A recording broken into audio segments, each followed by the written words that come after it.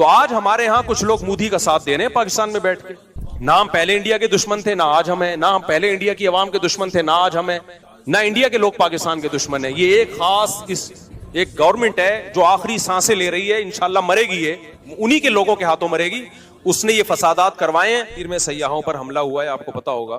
اچھا, اس میں Indian media نے پاکستان پر, آپ کو معلوم ہے ابھی 2-4 دن پہلے سیاحوں پر ایک بہت بڑا اٹیک ہوا ہے, تو انڈین میڈیا نے پورا آگ کے گولوں اور توپوں کا رخ جو ہے نا میڈیا نے, وہ پاکستان کی طرف کر دیا ہے. سنتاس معاہدہ توڑ دیا ہے. سنتاس معاہدہ وہ دونوں پارٹیوں میں سے کسی کو بھی توڑنے کی اجازت نہیں ہے. تو انڈیا اگر یہ کام کرتا ہے, یہ بین الاقوامی لاء کی خلاف ورزی ہے.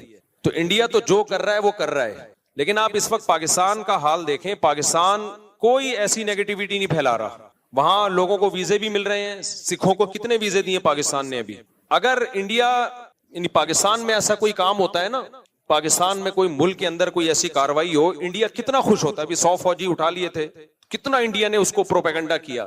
انڈیا میں کوئی ایسی تخریب کاری کا واقعہ ہوتا ہے, پاکستان اس پہ کبھی بھی کوئی ایسا رسپانس نہیں دیتا جو غیر سنجیدہ لوگوں کا کام ہوتا ہے. اس سے آپ انڈیا پاکستان کے میڈیا کا فرق دیکھ سکتے ہیں. تو مودی سرکار جو کر رہی ہے وہ تو کر رہی ہے.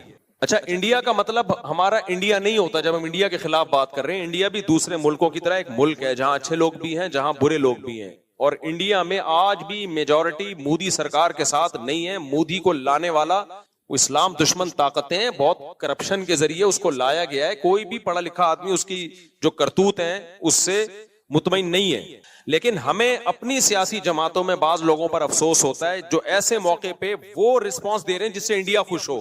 بھائی جب کوئی غیر, آپ یہ پہلی بات تو یہ کہ یہ حملہ جو ہوا ہے یہ پاکستان نے نہیں کروایا. جو وہاں حملہ پاکستان کے بھی جو حالات اپنے چل رہے ہیں وہ پاکستان یہ نہیں کر سکتا کہ بین الاقوامی پنگے لینا شروع کر دے. اس وقت انڈیا کو بہانا چاہیے اس وقت پاکستان پہ اٹیک کرنے کے لیے.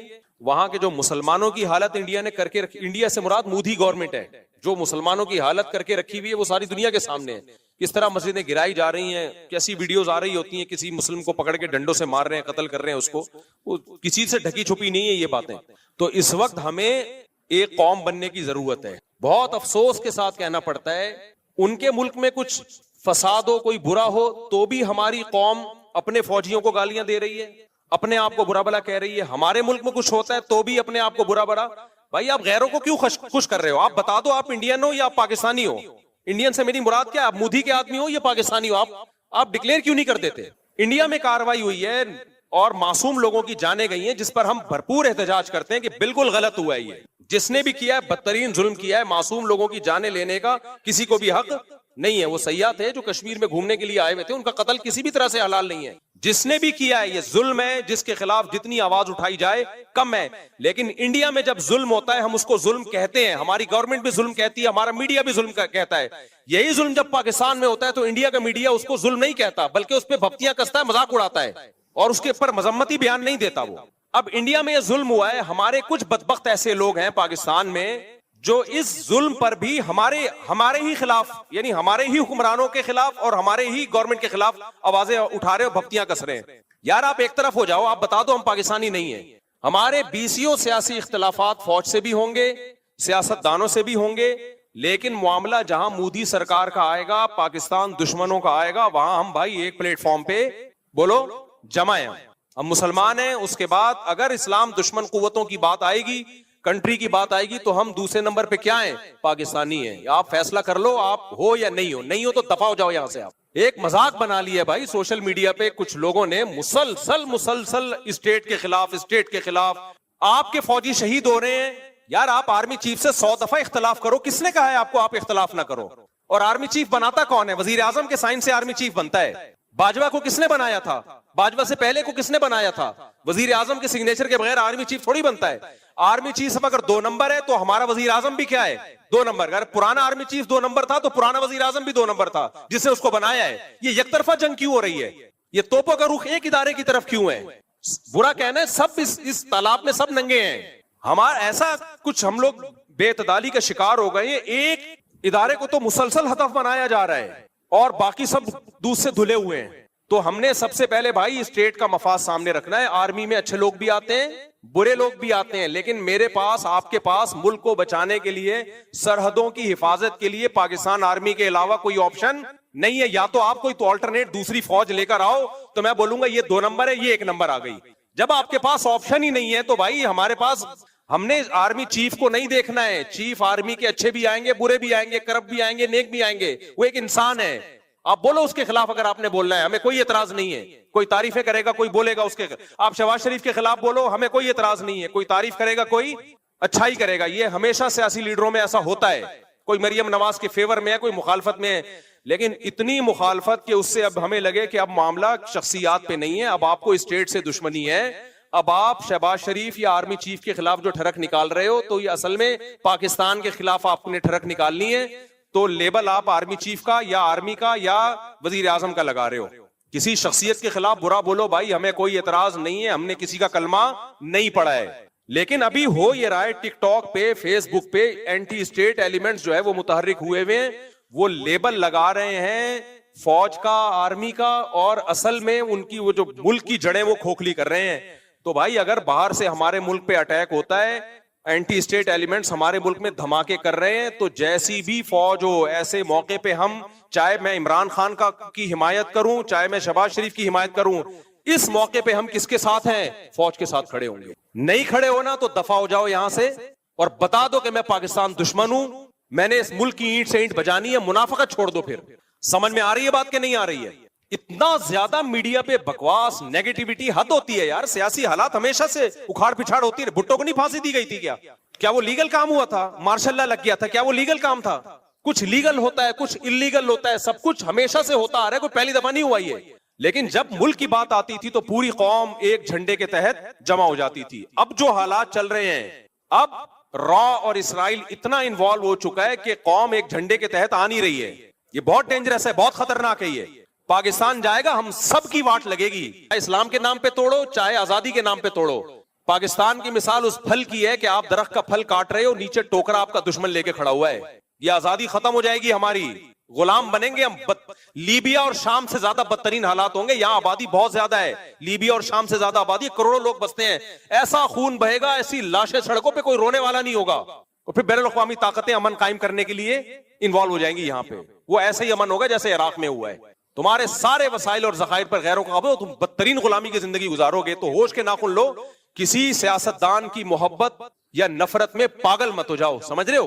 جیسے کچھ لوگوں کو اسلام سے نفرت ہوتی ہے تو مولویوں کے خلاف صبح شام بولتے رہتے ہیں, وہ علماء ایسے, علماء ایسے, علماء ایسے. وہ ڈائریکٹ اسلام کو برا نہیں کہہ سکتے, تو ہدف کس کو بناتے ہیں؟ علماء کو. ہم جواب میں کیا کہتے ہیں؟ بھائی علماء میں اچھے بھی ہوں گے, برے بھی ہوں گے, لیکن آپ نے اسلام کے خلاف ٹھڑک نکالنی ہے تو ڈائریکٹ اسلام کے خلاف بول نہیں سکتے. آپ کس کو بول رہے ہو؟ علماء کو. تو آپ کو پاکستان سے نفرت ہے, آپ پاکستان سے نفرت ڈائریکٹ آپ بول نہیں سکتے ملک میں. آپ کبھی فوج, پوری فوج کو اطلاق برا کہنا شروع کر دیتے ہو. فوجی جوان شہادتیں پیش کر رہے ہیں, روزانہ لاشیں آ رہی ہیں, اور ٹک ٹاک پہ آپ دیکھو ان لاشوں پہ ڈانس ہو رہے ہیں کہ اس فوج کے ساتھ یہی ہونا چاہیے. یار ان رنگ روٹوں کا کیا قصور ہے بیچارے جو جانے دے رہے ہیں؟ ان کو تو حوصلہ دو کہ تم ہمارے ہیرو ہو بھائی, ابھی بارڈر کی تم حفاظت کر رہے ہو, تم ہمارے ہیرو, ان کو تو حوصلہ دو آپ. تو یہ بہت زیادہ ہو رہا ہے. یہ جو ہے نا, تھوڑا بہت احتجاج ہر جگہ ہوتا ہے, لیکن ابھی یہ اینٹی اسٹیٹ ایلیمنٹس جو ہیں ان سب چیزوں کو کیش کرا رہے ہیں. تو آپ نے یہ دیکھنا ہے کہ کون ملک دشمن ہے اور کون ملک دوست ہے. کوئی قوم پرستی کے نعرے میں مت آؤ اس وقت, کوئی اسلام کا لیبل لگا کے ملک میں دھماکے کر رہا ہے اس کی باتوں سے متاثر مت ہو اس وقت. تو جہاں بات آئے گی را کی, مودی کی, ہم انڈیا کے دشمن کبھی بھی نہیں ہے. میرے آدھے رشتہ دار آج بھی انڈیا میں ہیں, ہمارے لسنر جتنے انڈیا میں ہیں پاکستان میں نہیں ہیں. میں جب حج عمرہ کرنے جاتا ہوں, انڈین زیادہ مل رہے ہوتے ہیں, پاکستانی ان سے ٹائم لے کے آ رہے ہوتے ہیں کہ مفتی صاحب سے ملنا ہے. ٹائم کس سے لے رہے ہوتے ہیں؟ انڈین سے. وہ کہتے ہیں یار آپ نے کیپچر کیا ہوا ہے. تو انڈیا پاکستان کے لوگ محبت کرتے ہیں آپس میں, وہاں کے لوگوں سے بھی, ہندوؤں سے بھی ہم ملے ہیں.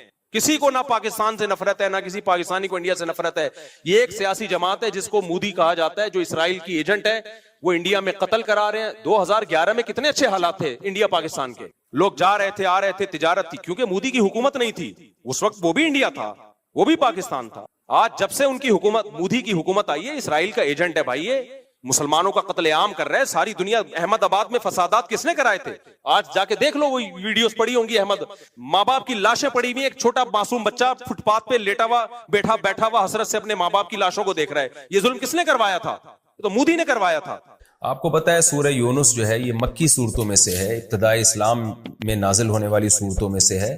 تو بار بار یہ بات میں نے عرض کی ہے کہ مکہ کی صورتوں میں احکام کم ہیں. آپ نے سورہ بقرہ میں بہت سارے احکام پڑھے, سورہ نساء میں بہت سارے احکام پڑھے, لیکن ان صورتوں میں جو مکہ میں ہے نا, ان میں آخرت کی باتیں, عقیدہ توحید, آخرت سے ڈراوا, نبی صلی اللہ علیہ وسلم کی نبوت کے دلائل, یہ ٹاپک بہت زیادہ ہے. تو یہاں بھی ایسا ہی ہے, ان کو بت پرستی سے نکالنے کی کوشش کی جا رہی ہے اہل مکہ کو, کیونکہ جب تک آپ ایک خدا کو حاکم حقیقی معنوں میں نہیں مانتے, آپ اس کے حکم کو کیسے فالو کرو گے؟ تو ان کو اس دلدل میں, جس بت پرستی کی دلدل میں وہ پھنسے ہوئے ہیں, اس دلدل سے قرآن نکال رہا ہے, مختلف طریقوں سے ان کو سمجھا رہا ہے. اچھا, مشرکین یہ مانا کرتے تھے کہ اصل جو کائنات کو پیدا کرنے والا اور ہمیں روزی دینے والا وہ خدا ہی ہے, لیکن خدا نے ان بتوں کو بھی اختیارات دے رکھے ہیں, یہ بھی اللہ کے نیک بندے ہیں جن کی ہم نے مورتیاں بنائی ہوئی ہیں. اصل تو وہ مانتے تھے کہ سب کچھ اللہ کا بنایا ہوا, یہ پتھر کے بنے ہوئے بت, یہ تو ان کو ہم نے اپنے ہاتھوں سے بنایا, یہ دنیا میں کیا بنا سکتے ہیں. تو قرآن نے نا اسی بات کو, جس کو وہ مانتے تھے, ان کی زبان سے بار بار ریپیٹ کروایا ہے. جیسے ہم کہہ رہے ہوتے ہیں نا کہ جب آپ کا کسی سے مناظرہ ہو رہا ہوتا ہے یا آپ کی کسی سے بحث ہو رہی ہوتی ہے, تو کچھ باتیں ایسی ہوتی ہیں جو آپ کا مد مقابل بھی مانتا ہے, لیکن ماننے کے بعد پھر وہ اس میں گڑبڑ کرنا شروع کر دیتا ہے. تو سامنے والے کو قائل کرنے کے لیے کیا ہوتا ہے کہ آپ وہی بات اس کی زبان سے بار بار اگلواتے ہیں. جب اگلواتے ہیں تو اس کے دل میں ایک خود بخود ایک فکر پیدا ہوتی ہے کہ یار جب میں اتنی بڑی حقیقت مانتا ہوں تو اس کا تقاضا یہ ہے کہ میں وہ بات بھی مانوں جو سامنے والا کہہ رہا ہے. تو قرآن یہاں بھی یہ کہہ رہا ہے کہ مشرکین سے بار بار کہلوا رہا ہے کہ بتاؤ بارشیں کون برساتا ہے, آسمان اور زمین سے روزی کون دیتا ہے. تو اللہ نے اپنے نبی کو حکم دیا, یہ بات بار بار مشرکین سے کہیں گے نا, وہ بار بار کہیں گے اللہ کرتا ہے, اللہ کرتا ہے, اللہ کرتا ہے. تو جب بار بار ان کی زبان سے یہ لفظ نکلے گا اللہ کرتا ہے, تو پھر نبی کو حکم دیا بتاؤ کہ پھر پوچھتے ان کو کیوں ہے ان پتھروں کو. تو یہ بھی ایک حق کو دل میں اتارنے کا ایک بہترین طریقہ ہے کہ آپ سامنے والے سے بار بار وہ بات اگلوائیں جو ہمارے اور اس کے درمیان متفق ہے, جس میں ہم دونوں کا اتفاق ہے. اس کی مثال ایسے ہے جیسے قرآن نے اہل کتاب کو کہا کہ تعالوا الی کلمۃ سواء بیننا وبینکم, اے اہل کتاب آؤ ایسی بات کی طرف جو ہمارے تمہارے درمیان مشترک ہے. تمہاری کتابوں میں وہی بات لکھی ہے جو ہماری کتابوں میں لکھی ہے, تو ان اتفاقی چیزوں پہ آؤ ذرا مضبوطی سے. وہ کیا ہے؟ اللہ نعبد الا اللہ, تمہاری کتابیں کہتی ہیں کہ اللہ کے سوا کسی کی عبادت نہیں ہوگی, ہم اللہ کے ساتھ کسی کو شریک نہیں کریں گے. تو جب اہل کتاب یہ بات سنیں گے نا تو ان کو ایک موٹیویشن ملے گی کہ یار جب بار بار اللہ ہی کی عبادت کرنی ہے تو پھر عیسیٰ سے مدد مانگنے کا کیا مطلب ہوا؟ پھر یہ ہم نے کیا ڈرامہ رچایا ہوا ہے کہ وہ اللہ کی باڈی سے نکلے اور معاذ اللہ پھر وہ اللہ بھی ہیں اور اللہ کے علاوہ بھی ہیں. تو یہ خود بخود ان کو اس کی برائی ان کے دل میں بیٹھے گی. تو قرآن صرف دلائل کی کتاب نہیں ہے, موٹیویشن کی بھی کتاب ہے. تو اس لیے اللہ تعالیٰ نے جگہ جگہ یہ طرز اختیار کیا کہ مشرکین کی زبان سے اللہ کی بڑائی نکلوائی جائے. جب وہ اللہ کی بڑائی بیان کریں گے تو خود بخود ان بتوں کی برائی ان کے دل میں آئے گی. تو قرآن کہتا ہے قل, اے نبی ان سے کہہ دیجئے, من یرزقکم من السماء والارض, کون ہے جو آسمان سے تمہیں روزی دیتا ہے بارشیں برسا کے, والارض اور زمین سے روزی دیتا ہے. امن یملک السمع, کون ہے جو سماعت کا مالک ہے, جب چاہے تمہاری کانوں کے سننے کی طاقت ختم کر دے. والابصار, اور کون ہے جو تمہارے دیکھنے کی طاقت کا مالک ہے, اس کو یہ کنٹرول ہے کہ جب چاہے تمہیں تمہاری دیکھنے کی قوت کو ختم کر دے. ومن یخرج الحی, کون ہے جو صاحب کمالات ہے, جو زندہ کو مردہ سے نکالتا ہے. جیسے انڈا ایک مردہ چیز ہے, تھوڑے دنوں میں کیسے اس میں ہارٹ بیٹ پیدا ہوتی ہے, روح پڑ جاتی ہے اور چوزا نکل آتا ہے. وَيُخْرِجُ الْمَيِّتَ مِنَ الْحَيِّ, اور مردہ چیزوں کو زندہ چیزوں سے نکالتا ہے. آپ کو پتا ہے میڈیکل سائنس کے لیے دنیا کا سب سے بڑا مسئلہ حیات کو ڈیفائن کرنا ہے کہ زندگی کی ڈیفینیشن کیا, یہ حیات کیا چیز ہے. تو اللہ نے موت اور حیات کو پیدا کر دیا, کتنا بڑا کمال ہے خدا کا. وَمَن يُدَبِّرُ الْأَمْرَ, اور کون ہے جو معاملات کی تدبیریں کر رہا ہے, کیونکہ اس کائنات میں آپ کو ایک مینجمنٹ نظر آئے گی. تو مینجمنٹ مینیجر کے بغیر نہیں ہوتی. مینجمنٹ کو ہم عربی میں تدبیر کہتے ہیں, اردو میں انتظام کہتے ہیں کہ انتظام ہے, تبھی کہتے ہیں نا علاقے کا ناظم ہے, منتظم ہے. کیا مطلب؟ جو نظم و ضبط اور پورا ایک اس نے جو ہے وہ ایک سسٹم بنایا ہوا ہے. تو اسی کو عربی میں تدبیر کہا جاتا ہے. وَمَن يُدَبِّرُ الْأَمْرَ، اور کون ہے جو معاملات کی تدبیر کر رہا ہے؟ پوری کائنات میں ایک مینجمنٹ اس نے باقی رکھی ہوئی ہے. تو جب اے نبی آپ ان سے سوال پوچھیں گے فَسَيَقُولُونَ اللَّهُ، فوراً یہ کہہ دیں گے، ان قریب کہہ دیں گے اللہ. اگرچہ ان کو یہ کہتے ہوئے تکلیف ہو رہی ہوتی ہے کہ ہم اللہ کی کبریائی بیان کریں، کیونکہ ان کو پتا ہے کہ ہم جب اللہ کی بڑائی بیان کریں گے تو ان جو بت ہے نا ہمارے جو جھوٹے معبود ہیں، ان کی برائی آٹومیٹیکلی بیان ہو جائے گی کہ یہ تو کچھ بھی نہیں کر سکتے. لیکن اس کے باوجود قرآن کہتا ہے فوراً یہ پکار اٹھیں گے کہ بھائی وہ تو اللہ ہے، یعنی اس میں تو کوئی دو رائے ہو ہی نہیں سکتی. کیونکہ مشرکین میں اتنی عقل تھی، وہ یہ مانتے تھے کہ جن بتوں کو ہم نے اپنے ہاتھوں سے بنایا ہے، انہوں نے کہاں آسمان سے یہ کمبخت بارش برساتے ہیں، کہاں یہ پورے کائنات کو چلا رہے ہیں. یہ ان کے دل کی آواز تھی جو سوال پوچھنے پر فوراً ان کی زبان پہ آ جاتا تھا یہ جملہ. فقل، تو اے نبی فوراً آپ نے کیا کہنا ہے؟ افلا تتقون، تو پھر تم ڈرتے نہیں ہو خدا سے، بچتے نہیں ہو اس کی نافرمانی سے. تو جس نے یہ سارے کام کیے ہیں تو اصل تو وہ ہے جس کو پوجا جائے، جس کی عبادت کی جائے. فذالکم اللہ، کیا بلاغت ہے قرآن کی. پس ذالکم اللہ، یہ ہے اللہ. یعنی نبی سے کہا جا رہا ہے آپ ان سے کہیں کہ اللہ گویا ہاتھ کا اشارہ کر کے کہہ رہے کہ جو یہ سارے کام کرتا ہے نا، آسمان سے بارشیں برسا رہا ہے، زمین سے طرح طرح کی نباتات پیدا کر رہا ہے، اور ہر چیز کا مالک ہے، مردے کو زندہ سے، زندہ کو مردے سے نکال رہا ہے، اور پوری کائنات میں ایک مینجمنٹ کو برقرار رکھا ہوا ہے، جس کی یہ صفاتیں ذالکم اللہ، یہی تو اللہ ہے. یعنی محمد صلی اللہ علیہ وسلم جس اللہ کی طرف تمہیں بلا رہے ہیں وہ کوئی اچھمبے کی چیز نہیں ہے، وہ کوئی ایسی مخلوق، ایسی ذات نہیں ہے جو کھوپڑی میں آئی نہیں کہ وہ ہے کیا. یہی تو ہے جو سارے کام کر رہا ہے، بس اسی کی طرف تو تمہیں دعوت دی جا رہی ہے. فَذَلِكُمُ اللَّهُ رَبُّكُمْ، یہی اللہ ہے، تمہارا رب ہے، تمہارا پروردگار ہے. رب کا معنی پالنے والا ہے، الحق برحق ہے. اس کے علاوہ جتنے بھی تم نے خدا بنائے ہوئے سارے باطل ہیں. کیسی بلاغت ہے. میں جب سورہ یونس پڑھا کرتا تھا نا جب طالب علمی کے دور میں، مجھے یہ آیت میں بڑا ایک لطف آتا تھا، ایک بڑا ایک وجد آتا تھا کہ کیسے اللہ نے اپنی صفات بیان کر کے کیسے اللہ نے کہا فذالکم اللہ، یہی تو اللہ ہے. اس کی مثال ایسے جیسے ہم کسی کو سمجھا رہے ہوں، کسی کی کا انٹروڈکشن کروا رہے ہوں کہ بھائی وہ تمہیں بلا رہا ہے اور تمہیں بڑی خدمت کرنا چاہتا ہے، تمہاری دعوت کرنا چاہتا ہے. آپ کہیں یار پتہ نہیں کس کی بات کر رہے ہو، پتہ نہیں کس کی بات کر رہے ہو. ایک دم وہ بندہ سامنے آ جائے، آپ کہیں یہی تو ہے جس کی میں بات کر رہا ہوں. یہ کوئی، اس کو تو تم پہلے سے جانتے ہو، اسی کی تو بات کر رہا ہوں میں جس کو تم پہلے سے جانتے ہو. تم ڈر کیوں رہے ہو اس سے؟ یہی قرآن کا انداز ہے. کیونکہ آپ آج بھی ایتھیسٹ سے جب بات کرتے ہیں نا خدا کی، وہ بھی گھننا بن جاتا ہے. جو خدا کے منکر ہیں نا، وہ بھی کہتے ہیں پتہ نہیں کون سے گاڈ کی بات کر رہے ہو یار، تم ہے بھی کہ نہیں ہے، کہاں ہے وہ، نظر کیوں نہیں آتا. تو اللہ اپنی صفات بیان کرتا ہے کہ یہ سارے کام آٹومیٹیکلی خود بخود نہیں ہو سکتے.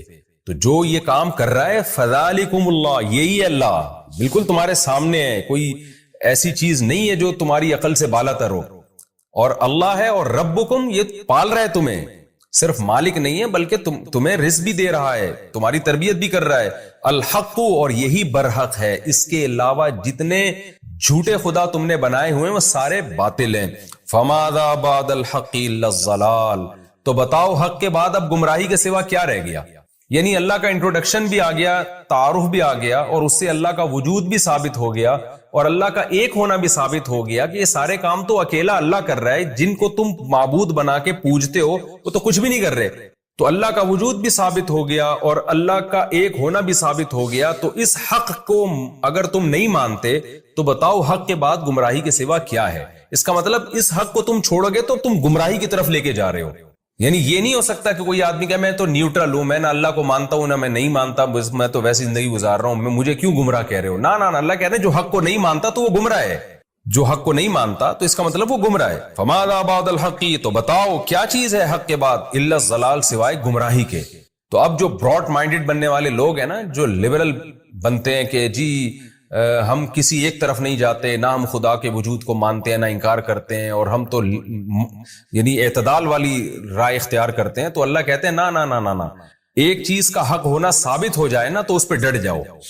چاہے لوگ تمہیں فنڈامنٹلسٹ کہیں، لوگ تمہیں دقیانوس کہیں، لوگ تمہیں بنیاد پرست کہیں، کچھ بھی کہیں، کیونکہ اگر اس حق کو تم نہیں مانتے تو پھر بیچ کا کوئی دوسرا راستہ نہیں ہے، حق کے علاوہ سب کچھ گمراہ ہے، تو اس کے علاوہ کوئی رائے رکھو گے تو وہ گمراہی والی رائے کہلائے گی، تم پھر معتدل نہیں کہلاؤ گے بلکہ تم گمراہ کہلاؤ گے۔ فماذا بعد الحق الا الضلال، تو بتاؤ حق کے بعد کیا رہ گیا ہے سوائے گمراہی کے؟ فانا تصرفون، تو تم کہاں پھرائے جا رہے ہو؟ تم اس حق کو چھوڑ کے کون ہے جو تمہیں کہیں اور لے کے جا رہا ہے؟ دیکھیں یہ بھی پیسو وائس کا جملہ استعمال کیا، یہ نہیں کہا کہ فانا تصرفون تم کہاں پھر رہے ہو، بلکہ تم کہاں پھرائے جا رہے ہو۔ کیا مطلب؟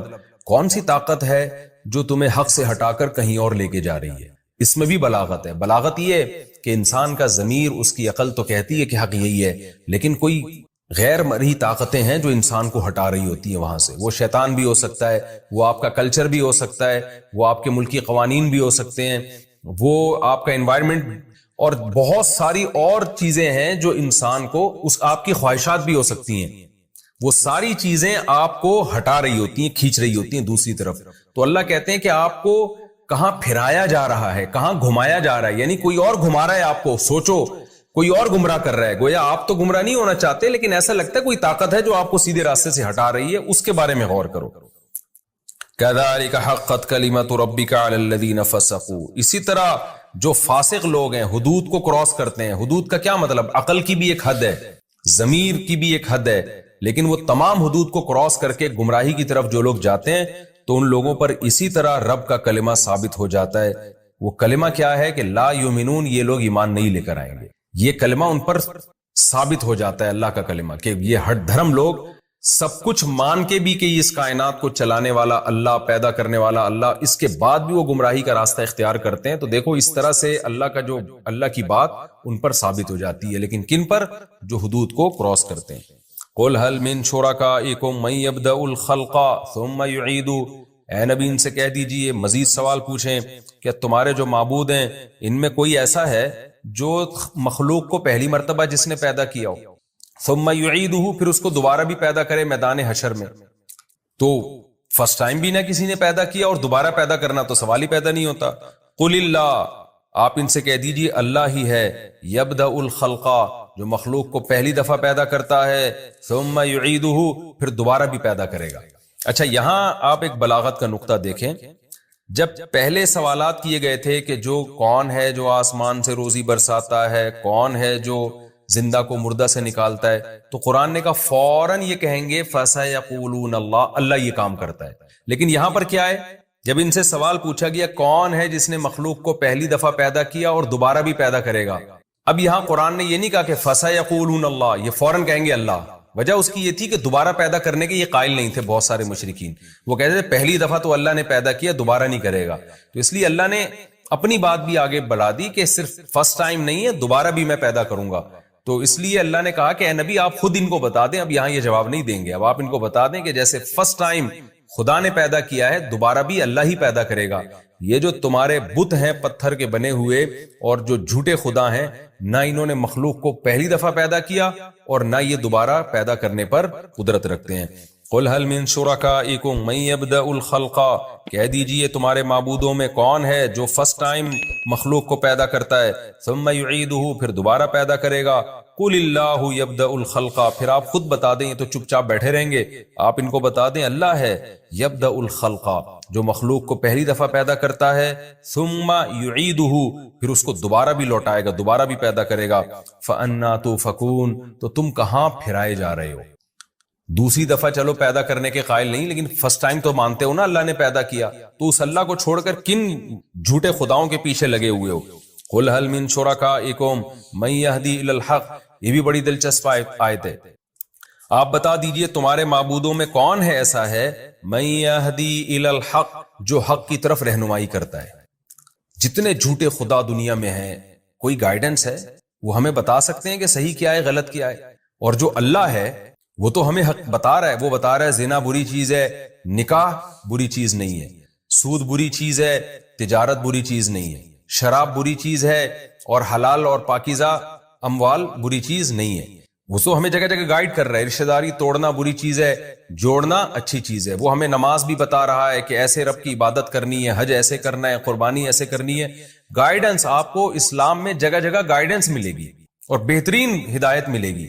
تو قرآن کہہ رہا ہے کہ ان سے کہیں کہ ایک تو خدا ہے جو تورات میں، انجیل میں، قرآن میں گائیڈ کر رہا ہے، جس نے ابراہیم علیہ السلام کے ذریعے گائیڈ کیا لوگوں کو، بتایا صحیح کیا ہے غلط کیا ہے، اور ایک تمہارے جھوٹے معبود ہیں جو کمبخت ہزاروں سال سے چپ بیٹھے ہوئے ہیں، پھوٹتے نہیں ہیں منہ سے کچھ بھی، اور اگر کوئی ان میں زندہ معبود ہو وہ گائیڈ بھی غلط کر رہا ہوتا ہے۔ تو اب بتاؤ کس سے محبت کی جائے گی، کس کی عبادت کی جائے گی؟ قُلْ هَلْ مِن شُرَكَائِكُمْ، آپ ان سے کہہ دیجئے کیا ہیں تمہارے معبودوں میں سے من، کوئی ایسا معبود ہے، یہدی الی الحق، جو سیدھے راستے کی رہنمائی کرتا ہو؟ یہ یہاں بھی چپ بیٹھیں گے، کیونکہ یہاں بھی یہ فوراً اگر یہ کہہ دیتے نا، یہاں چونکہ ان کو توہین محسوس ہو رہی ہے، اگر کہہ دیں گے نہیں ہمارے معبود تو سیدھے راستہ دکھا ہی نہیں سکتے، تو ابے بھائی جب تمہارے معبود تمہیں گائیڈ ہی نہیں کر سکتے تو وہ تمہارے رہنما کیسے بن گئے، تمہارے لیڈر کیسے بن گئے، اور ان کو تم فالو کیسے کرو گے؟ فالو لیڈر کو کیا جاتا ہے نا، تو لیڈر ہونے کی صلاحیت ہوگی تو فالو کیا جائے گا، تو اس لیے اللہ کو فالو کرو، کیونکہ فالو اس کو کیا جاتا ہے جو سیدھا راستہ دکھا رہا ہو، جو بیچارہ خود گائیڈنس کا محتاج ہو وہ لیڈر کیسے بن سکتا ہے، اس کو فالو کیسے کیا جائے گا؟ قُلِ اللَّهُ يَهْدِي لِلْحَقِّ، آپ ان کو کہہ دیجئے اللہ ہے جو سیدھے راستے کی طرف رہنمائی کرتا ہے۔ اب قرآن یہ مقدمہ قائم کر کے، یہ دلیل قائم کر کے ایک اور بات پر استدلال کر رہا ہے کہ جو سیدھے راستے کی رہنمائی کرتا ہے بھلا وہ اس بات کا زیادہ حقدار ہے کہ اس کی اتباع کی جائے، یا جو بیچارہ خود جس کے پاس سیدھا راستہ نہ ہو جب تک کہ اس کو کوئی راستہ نہ بتائے؟ تو جو لیڈر ہی گائیڈنس کا محتاج ہے تو عوام اس کو کیسے فالو کرے گی؟ تو فالو اس کو کیا جاتا ہے جس کو سیدھے راستے کا پتہ ہو اور بتا رہا ہو، تو یہ صفت اللہ کے علاوہ کسی میں نہیں پائی جاتی۔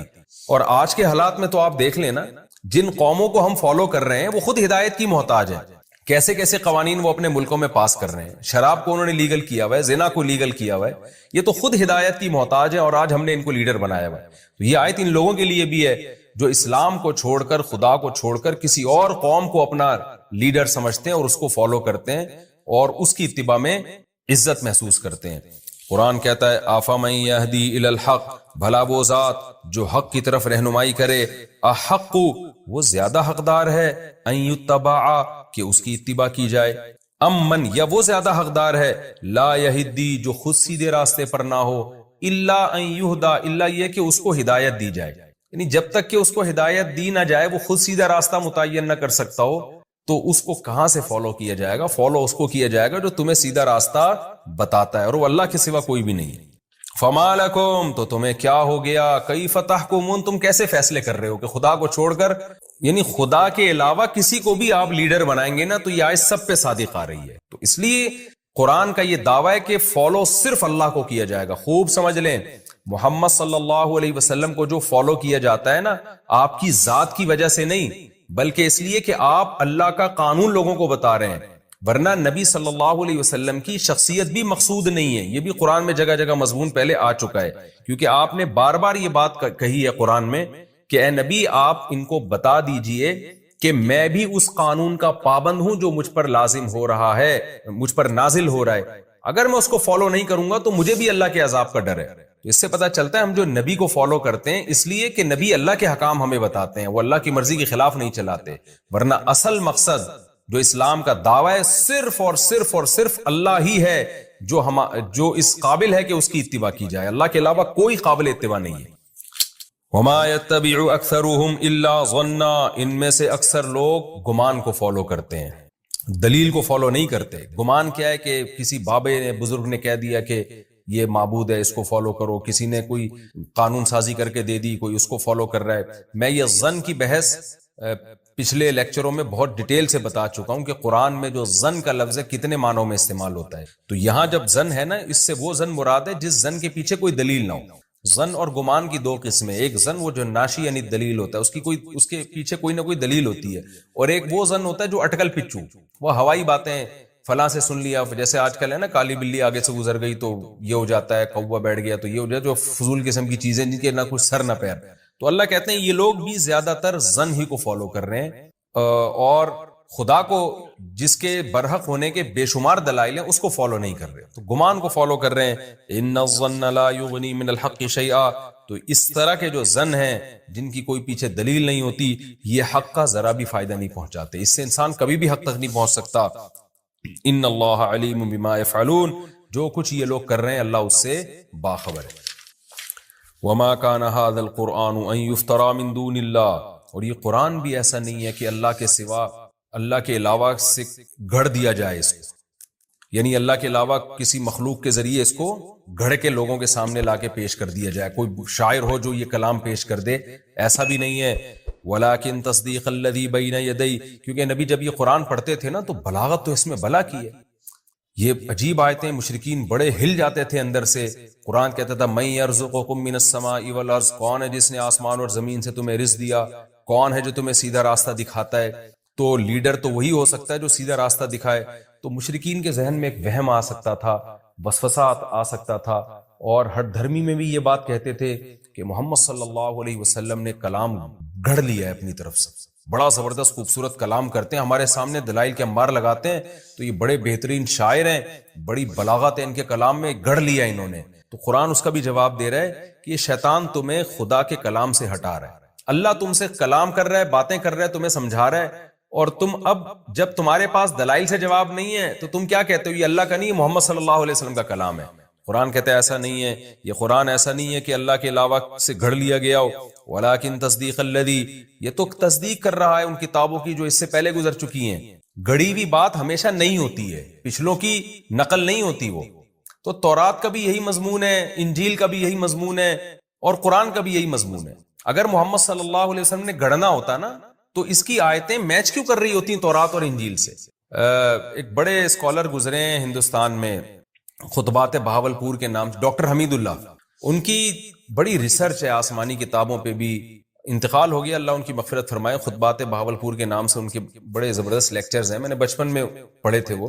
ان کی دنیا میں ٹریولنگ بہت ہے، انہوں نے تورات انجیل پر بھی بڑی ریسرچ کی ہے۔ انہوں نے یہ بات اپنے مقالے میں لکھی ہے کہ آج دنیا بھی اس پر حیران ہے کہ قرآن، تورات اور انجیل، ان میں ان کا جو انداز بیان ہے نا وہ سیم ہے۔ حالانکہ تورات کہاں نازل ہو رہی ہے؟ ارض شام میں، اور عیسائیوں اور یہودیوں کا محمد صلی اللہ علیہ وسلم سے کوئی لنک تھا ہی نہیں۔ عربوں سے، جو مکہ کے عرب ہیں نا، مدینہ میں تو پھر بھی تھے، مکہ میں سے تو ان کا اہل کتاب کا کوئی تعلق ہی نہیں تھا۔ لیکن مکہ کا ایک یتیم بالکل اسی انداز سے کلام پیش کر رہا ہے جو موسیٰ کلیم اللہ کر چکے ہیں اور جو عیسیٰ روح اللہ کر چکے ہیں۔ تو یہ خود قرآن کے لیے قرآن کے برحق ہونے کی ایک بہت بڑی دلیل ہے۔ تو قرآن کہتا ہے وَلَكِن تَصْدِيقَ الَّذِي، یہ تو ان مضامین کی تصدیق کرتی ہے جو اس سے پہلے گزر چکی ہیں، سیم مضامین ہے، جیسے وہ اللہ کی کتاب تھی یہ بھی اللہ کی کتاب ہے۔ وَتَفْصِيلَ الْكِتاب، اور اس میں ضروری احکام ہم نے تفصیل سے بیان کر دی ہیں۔ لَا رَيْبَ فِيهِ، اس کے اللہ کی طرف سے ہونے میں کوئی شک نہیں ہے۔ مِن رَبِّ العالمین، رب العالمین کی طرف سے ہے۔ ام یقولون افترا، کیا یہ لوگ کہتے ہیں کہ اللہ نبی نے یہ کلام گھڑ لیا ہے؟ قل فاتوا بسورۃ مثلہ، اے نبی ان سے کہہ دیجئے تم بھی اس جیسی کوئی صورت بنا کے لے آؤ۔ گھڑنے پر تو کوئی تم پہ پابندی نہیں ہے نا، تم بھی ایسا کلام بنا کے لے آؤ، لوگ متاثر ہوں گے، تم بھی جھوٹی نبوت کا دعویٰ کر دو۔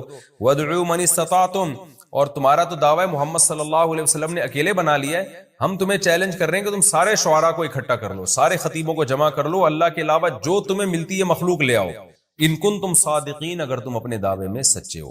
آگے قرآن کہتا ہے بل کذبوا، اصل بات یہ ہے کہ قرآن کے بارے میں یہ نہیں کہ ان کو دلائل سے لگاؤ کہ یہ جھوٹا کلام ہے، نہ، اصل بات یہ ایسی چیز کا انکار کر رہے ہیں لم یحیطوا بعلمہ، کہ ان کے علم میں اس کا احاطہ ہی نہیں کیا، انہوں نے اس کے بارے میں تحقیق ہی نہیں کی، غور و فکر ہی نہیں کیا ہے، گمان سے بس انکار کر رہے ہیں۔ اور دوسری وجہ یہ لما یاتہم تاویلہ، انہوں نے اس انکار کا انجام بھی نہیں دیکھا، وہ آیا ہی نہیں، ان کو سزا ملی نہیں اب تک، اس لیے جب لاؤبالی پن میں انکار کرتے چلے جا رہے ہیں تو اللہ اب ان کو دھمکی دے رہا ہے کہ اے مشرکین عرب، اے مشرکین مکہ، تم قرآن کا انکار مت کرو۔ کیوں؟ کذالک کذب الذین من قبلہم، ان سے پہلے لوگوں نے بھی انکار کیا تھا۔